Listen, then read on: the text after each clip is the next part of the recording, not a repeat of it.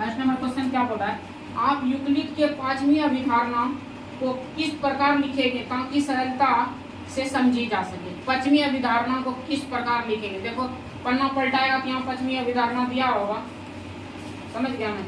वही बोल रहा है आप यूक्लिड की पांचवी अभिधारणा को किस प्रकार लिखेंगे ताकि वह सरलता से समझी जा सके। ठीक है, तो हम समझाते हैं सरलता पूर्वक इसको। सबसे पहले देखो क्या करना है,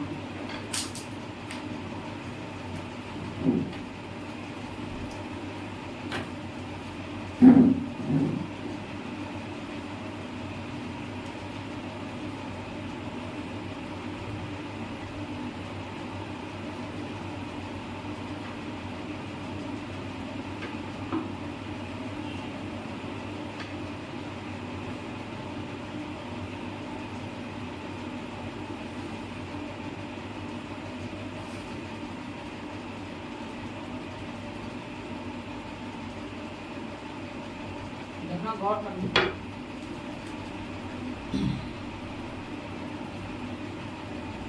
आप यूक्लिड के पांचवी अभिधारणा को किस प्रकार लिखेंगे, लिखना ऊपर में यूक्लिड के पांचवी अभिधारणा।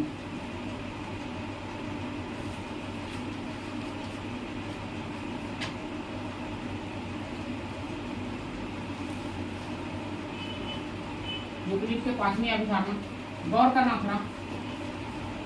देखो इसमें दो रेखा है, फिगर को गौर से जो समझ जाएगा इक्वेशन समझ जाएगा। लिखना है फिगर के अनुसार, एक रेखा एम है, दूसरा रेखा क्या एन है, और तीसरा रेखा इसको काट रहा है। ठीक है, अगर इन दोनों का आंतरिक कोण का योग 180 डिग्री से कम होगा तो ये रेखा प्रतिच्छेद करेगी, समझ गया ना। अगर इन दोनों का आंतरिक कोण का योग 180 डिग्री से कम होगा तो ई रेखा प्रतिच्छेद करेगी। प्रतिच्छेद का मतलब ई दोनों जाके मिल जाएगी। ई जाएगी कहाँ, यहाँ पर मानते चलो आएगी, इधर से ये यहाँ यानी कि यहाँ पर लगभग मिल जाएगी, मिलेगी कि नहीं। यही हुआ यूक्लिड के पांचवी अभिधारणा। ठीक है, इसको हम लिखते हैं।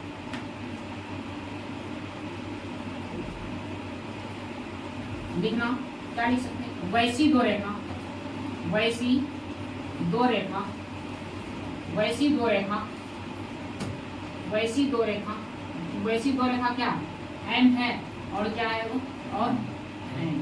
वैसी दो रेखा M N, M N, M N, M N है, जिसको तीसरी रेखा, तीसरी रेखा, जिसको तीसरी रेखा टी इस प्रकार विभाजित करता है, इस प्रकार काटती है, काटती है, काटती है, अर्थात एक ही ओर के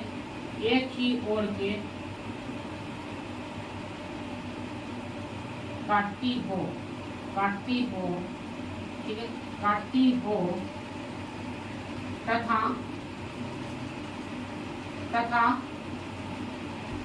तथा एक ही ओर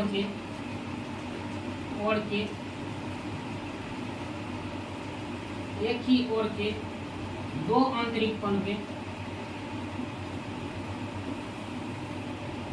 दो आंतरिक कोण एक और तीन लेते हैं, गौर से समझना। तथा एक ही ओर के दो आंतरिक कोण का योग अगर 180 डिग्री से कम हो तो यह तीसरी रेखा, तो यह तथा एक ही ओर के दो आंतरिक कोण का योग 180 डिग्री से कम हो तो यह रेखा प्रतिच्छेद करेगी। क्या करेगी, प्रतिच्छेद करेगी। बस इतने को लिखना, किसी को प्रॉब्लम है समझने में। जब प्रतिच्छेद, पांचवी अभिधारणा यही बोल रहा है, समझ गया ना। पांचवी अभिधारणा यूक्लिड के पांचवी अभिधारणा, वैसी दो रेखाएं एम एन रेखा जिसको तीसरी रेखा टी इस प्रकार काटती है तथा एक ही ओर के दो आंतरिक कोण का योग यानी कि 1 और 3 का योग अगर 180 डिग्री से कम हो तो यह रेखा क्या करेगी, प्रतिच्छेद करेगी। बहुत आसान से था इसका। दूसरा नंबर क्वेश्चन, एक को इंक नहीं भरेगा, सब डमरिया हाथ में, सबको दबेरिया हो गया। चलो देखते हैं दूसरा नंबर देखते हैं। ये क्या यूक्लिड के पांचवी अभिधारणा से समांतर रेखाओं के अस्तित्व का औचित्य निर्धारित होता है, स्पष्ट कीजिए। बोलता है यूक्लिड के पांचवी अभिधारणा जो है इससे स्पष्ट होता है कि समांतर रेखा का अस्तित्व औचित्य निर्धारित होता है, वही चेक करना है। तो समांतर रेखा के बारे में बोलता है, सबसे पहले क्या करना पड़ेगा, समांतर दो रेखा खींच देना पड़ेगा, ठीक है। ये ऊपर से इसको मान लो क्या एम, इसको एन, इसको पी मान लो ना, मैंने जो मांगे था देखो ये एक हो गया, ये कितना हो गया, दो हो गया, ये कितना हो गया, तीन हो गया, ये कितना हो गया, चार हो गया, ठीक है। अब देखो हमको ये सीधी सी बात झलक रहा है, ये दोनों कईयों ने मिलेगा रेखा, कभी मिलेगा कई समांतर रेखा, ये दोनों जैते रह जाएगा, कहीं कटने वाला न है। तो हम लिखेंगे क्या इसमें भाषा में, आंसर इसका लिखेंगे वैसी दो रेखा एम एन, एम और एन, वैसी दो रेखा एम और एन तथा तीसरी रेखा टी इस प्रकार विभाजित करता है, इस प्रकार तथा हाँ इसके लिए क्या होगा, तीसरी रेखा पी, तीसरी रेखा देखो एम हुआ पहली रेखा, एन हुआ दूसरी रेखा, पी हुआ तीसरी रेखा, इस प्रकार विभाजित करता है, इस प्रकार विभाजित करती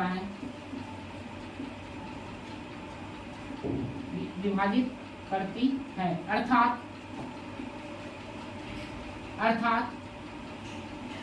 अर्थात